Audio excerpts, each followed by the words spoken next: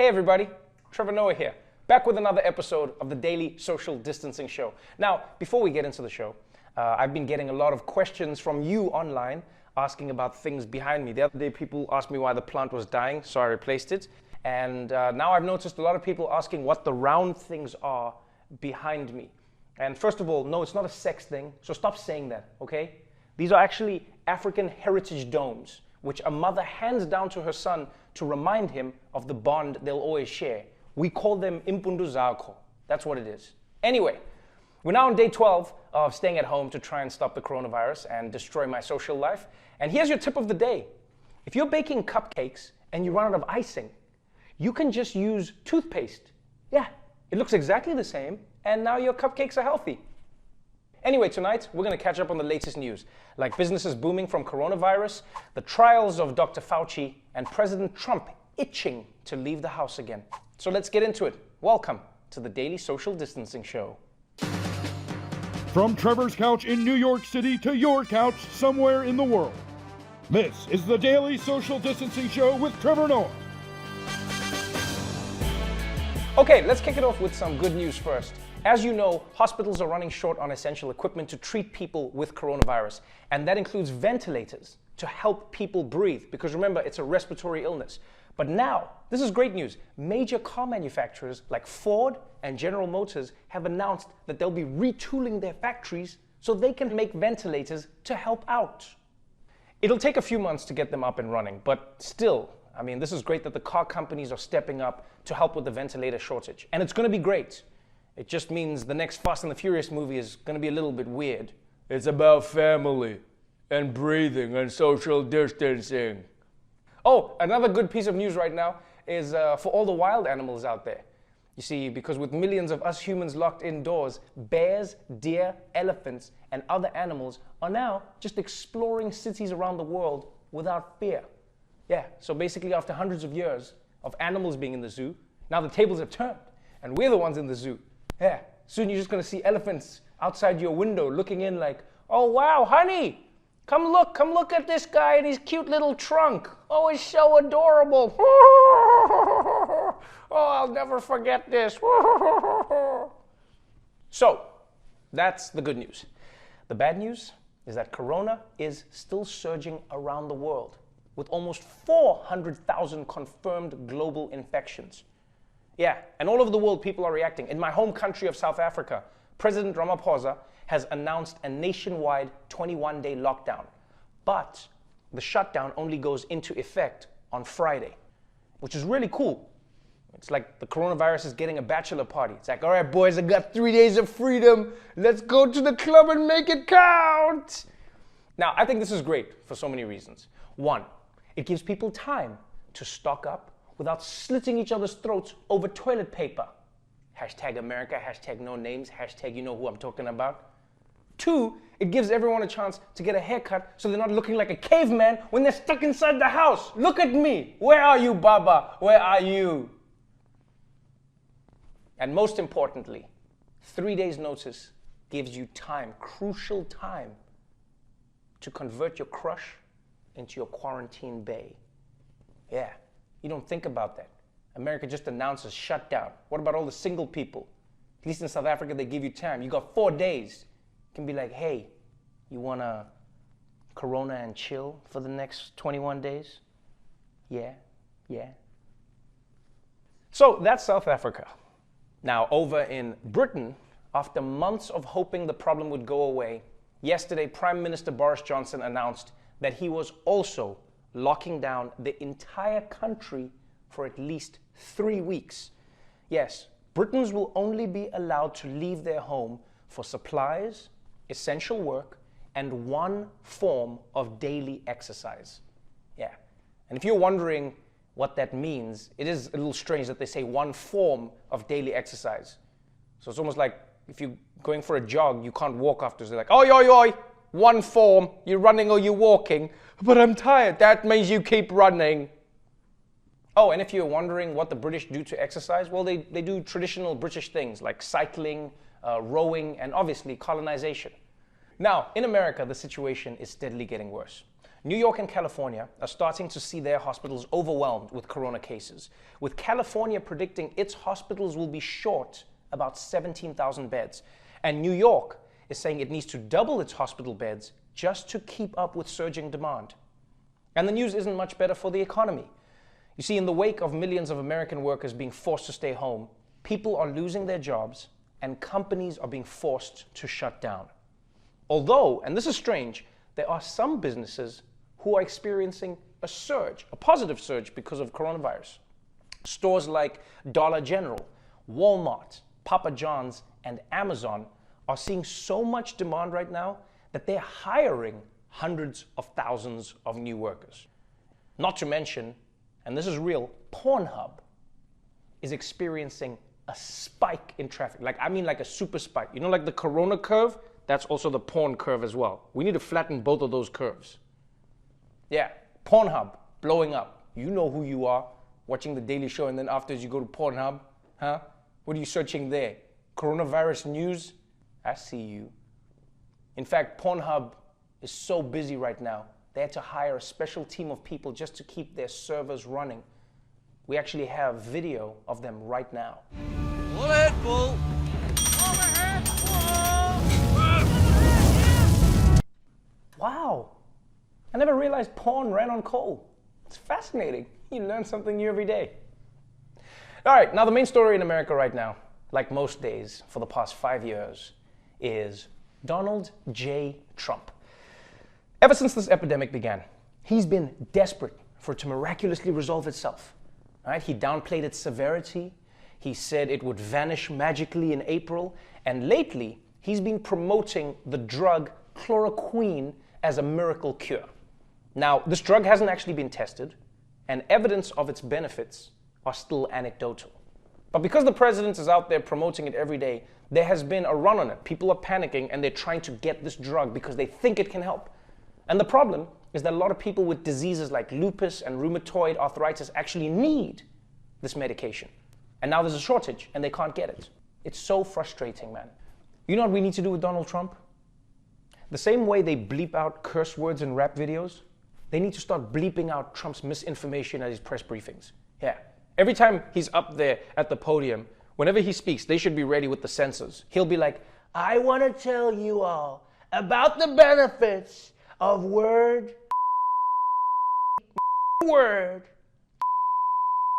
and all the great things it can informative big time, and it's great for your skin. Thank you. Now, as much as you want to blame Trump, we also have to ask ourselves how people are getting a prescription drug that they don't need. Yes, Trump is wrong for recommending this when he's not a doctor, but clearly there's some shady-ass real doctors out there who are putting people's lives at risk, and they should definitely know better than Donald Trump. Oh, and promoting unproven cures isn't the only sign that Donald Trump desperately wants to wish the coronavirus away. Because now he actually thinks we've done enough social distancing, and in his opinion, it's just time for everybody to get back to work. America will again and soon be open for business, very soon, a lot sooner than 3 or 4 months that somebody was suggesting. A lot sooner. We cannot let the cure be worse than the problem itself. We're not going to let the cure be worse than the problem. Our country is not supposed to be, it's not built to shut down. Our people are full of vim and vigor and energy. They don't want to be locked into a house or an apartment or some space. It's not for our country. You can destroy a country this way by closing it down. Now look, I know many health experts are saying Trump is extremely irresponsible right now, but I can see where Donald Trump is coming from, all right? I can see why he wants social distancing to end. I would also take my chances with coronavirus if the alternative was spending months trapped in the house with Eric. Dad, now that we're here forever, do you have time for me? Corona, it's over, folks. Time to get it back out there. It's over. It's over. No more the cure is worse than the problem. But Dad, we gotta stay indoors. No, we don't. No, we don't. Corona! I'm ready for you. Here's the thing.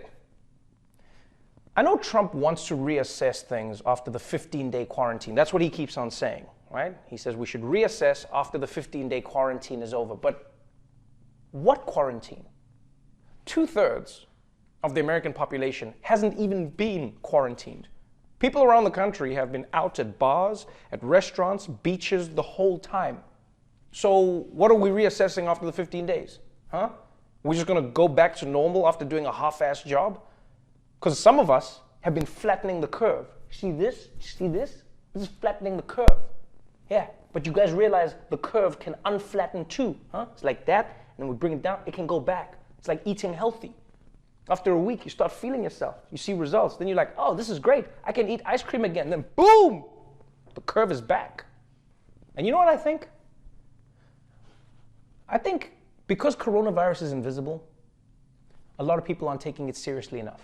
Like, we would treat the threat completely differently if we could see it. Like, imagine if coronavirus was zombies running through the streets right now, and people were telling you, 80 zombies, 8 people in Washington state, 400 zombies in Italy. Yeah, I can tell you now, we wouldn't be like, all right, guys, time to get back to work. We got to get back to work ASAP. We'd be like, okay, obviously, let's finish the zombies before we reopen Quiznos. How about that, guys? Just be like, hey, have we gotten the zombie outbreak under control? Be like, no, not at all, but it's time to get back to our normal lives. We've just got to accept that the zombies are part of life now. That's just how we are. Ah, the zombie's eating my brains. Look, all of us are going to lose a little bit of our brains to the zombies, okay, Steve? Stop being so dramatic. Everybody's brains get eaten a little bit. This is the price we pay for freedom. Now look, obviously everyone wants the economy to be back up and running again, right? Everyone wants that. Businesses are struggling to stay open. People are losing their jobs. But the difficult truth is this. If America leaves social distancing behind too soon, if any country does it too soon, the experts have warned that many people could die. And most people would want to do whatever it takes to prevent that from happening. But there's an interesting strain of thought that's going around that maybe a lot of people dying is just the cost of a really great economy. Overnight backlash after the lieutenant governor of Texas suggested some seniors are willing to die to get the economy moving again. Tucker, no one reached out to me and said, as a senior citizen, are you willing to take a chance on your survival in exchange for keeping the America that all America loves for your children and grandchildren? And if that's the exchange, I'm all in. And that doesn't make me noble or brave or anything like that. I just think there are lots of grandparents out there in this country like me. My message is that let's get back to work. Let's get back to living. You know, and if I get sick, I'll go and try to get better. But if I don't, I don't. Wow. Is this guy being serious right now? He wants grandparents to sacrifice themselves so that the economy can get restarted months earlier? Yeah, I'm sure right now there's an old man on his deathbed just like, goodbye, Jimmy. It's like, no, Grandpa, don't go. It's like, it's okay, buddy. You'll always have the Dow Jones and the S&P 500. Oh, and Jimmy, before I forget, yes, Grandpa, the NASDAQ. Look, people, if we go back to doing nothing, the number of deaths from coronavirus could be in the millions. And the problem with these numbers sometimes is that we think of them as numbers. Think of everybody in your life. If I said to you, you could lose 1 or 2 family members, would you be able to choose who? And those of you who could choose, you're assholes. Everyone else, you know what feeling I'm talking about. And don't forget, this is not just a people with coronavirus problem, right? Because if we let this thing get out of control, anyone who needs a hospital would be in trouble. If you get in a car crash, if you have a heart attack, if you ate too much toothpaste from your cupcakes, there may not be space in the hospital for you because the hospital is already dealing with everyone who has coronavirus. Because you see, hospitals are not made for a massive influx of patients like this. Think of it this way. You've got all these people who need to go to a hospital at the same time. Yes, millions of people go to the hospital every single year, but we go steadily. If we all go at the same time, it cannot cope, and then more people die because of it. The simplest way to think of it is this. You know how the internet crashes every time Kim Kardashian releases a new butt pic? Yeah? Now imagine if she decided to release 100 butt pics in one day. The internet would crash so hard it would delete itself, and then we'd go back to the Stone Age. We were just telling each other stories in caves. It was like this, and Kanye hated that she was doing it. So before you take Donald Trump's advice to go back to work early, think about Kim Kardashian's butt. That sounded better in my head. All right. Anyway, before we go for a quick break, let's check in on my good friend Michael Kosta and see how he's handling his self-quarantine. Let me just see if I can call him in here. Yo, Kosta! What's going on, dude? Good to see you, man. Oh, it's been so long. Wow. Look at you, all corona. I love you. You also we're both growing the beards, stuck indoors. Well, Trevor, this is a beard. You got a little hair in your face, you know? Anyway, I was just calling to see how you're doing, my friend. Forgot how much of an asshole you are and I actually missed you. What are you keeping up to? What are you doing? I'm enjoying self-quarantine, to be honest with you. I'm taking it as an opportunity to get to know some of my neighbors, you know? Damn, I didn't think you were that kind of guy. What are you like? Are you Skyping or are you doing the Italian thing where you talk like across the balconies? Yeah, sort of. I'm just kind of taking a moment. Oh, for instance, this guy, Bill, across the street, he puts mustard on his French fries. That's not something I would ever think to do, but it's actually quite delicious. Kosta, are you spying on your neighbors? Why is this any different than Instagram? Okay, and get this, Trevor. The guy on floor 6, he showers completely naked. Oh, and this woman in 5A, I think she's a murderer. She has like 8, 9, 10 knives. Who has that many knives? And they're different shapes and they're different sizes. That's psycho to me. Kosta, I think you're talking about cooking knives, man. And the weirdest thing, the guy in 7B, he seems much happier than he was last year at this time. I think he has a new girlfriend, maybe. Wait, what do you mean last year? I thought this was like a coronavirus thing. You've been spying on people for years? It's a little hobby, something I do. Kosta, you gotta respect people's privacy. You can't just do this. Oh, relax, Trevor. Most people are very boring. For instance, the guy across the street, all day, he sits on his computer and just video chats with people. I know it's quarantine time, but get a life, bro. And he's wearing a bomber jacket, kind of similar to yours. It's pretty nice, but his apartment, his decor, it all seems very lame to me. Wait, he's wearing a... Yeah, he's wearing a blue bomber jacket, actually, similar. Is he waving his arms right now, Kosta? How did you know that? And he's got these weird balls behind him. It's like a... God damn it, Kosta, you're spying on me! What are you doing? Well, what? That's me! You're spying on me! That's me! Can you see me? That's me! What are you doing? What are those balls? Are those like a sex thing or something? No, it's not a sex, it's an African thing. Just put the binoculars down. Put the thing down. Stop, this is just... God damn, this is an invasion of... Thank you so much for tuning in. Before we go, I wanted to remind you one more time that you can donate to nokidhungry.org. And by doing this, you will help kids get a good meal while their schools are shut down. And if you want to help kids in New York City specifically, then all you need to do is go to cityharvest.org and give whatever you're able to. It's helping the kids. We're raising money. Thank you so much to everybody who's participated in this. A little bit goes a long, long way. Stay safe out there.